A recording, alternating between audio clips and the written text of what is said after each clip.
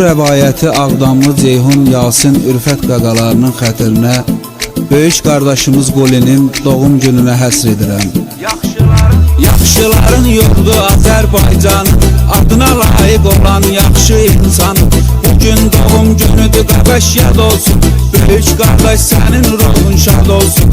Bu ad günündən sonra hər gün sənin xatirən əzizdir bizim üçün sənin. Hər ad günündə səni rəğbətlə biz adını qeyd edərik qardaş tərtəmiz. Sən qul hər zaman ürəklərdəsən, varlığınla döynən ürəklərdəsən. Hər iki aləmdə var hörmət sənə, hər iki dünya evi rəhmət sənə. Oğru adına sadiq insan olmusan, qulu adını daşıyan oğlan olmusan. Bir üstün emirdə adın var sənin, yaxşı olan yerdə adın var sənin. Böyük oğru qardaşımızsan bizim, keçmişimiz yaddaşımızsan bizim. Sən var abus qoy aləmdə qulu kimi, iz qoyub getmişsən oğru yolu kimi. Oğrular sırasında öz yerim var, doğrular sırasında düz yerim var. Sən bizim hər zaman ürəyimizdəsən, hər nəfəsdə hər an ürəyimizdəsən.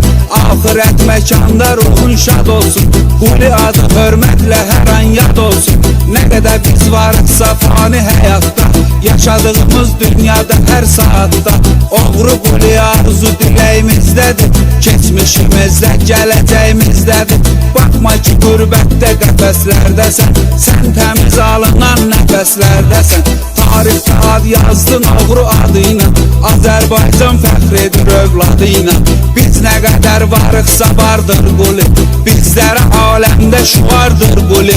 Böyük qardaş adına edib diqqəti, dostlar adından deyəgin rəhməti. Quli səni heç vaxtı unutmarıq biz, tarixlərdə yaddan çıxartmarıq biz. Quli böyük aləmdə qardaşımızdır, bizim fəxrimizdir, yaddaşımızdır. Fani dünyada neçə illər ötsə, baharlar qış olub fəsillər ötsə, quli adı çıxmaz yadımızdan bizim, dünyaya çatdır adımızdan bizim. Quli belə hörmətli oğludur xalqım, namuslu qeyrətli oğludur xalqım. Həmişə durmusan düzün arxasında, köməksizin acizin arxasında. Sən çıxmarsan yaxşıların yadından, rəhmətimiz vardı xalqın adından. Hər zaman hörmətlə düşmüsən yada, adın daim yaşayacaqdı dünyada. Şükür ki namik Bakı riski vardı, qulidən əmanətdir o yadigardır. Həmişə parlaq nişan olsun quli, məkanı cənnət məkan olsun quli. Həmişə parlaq nişan olsun quli, məkanı cənnət.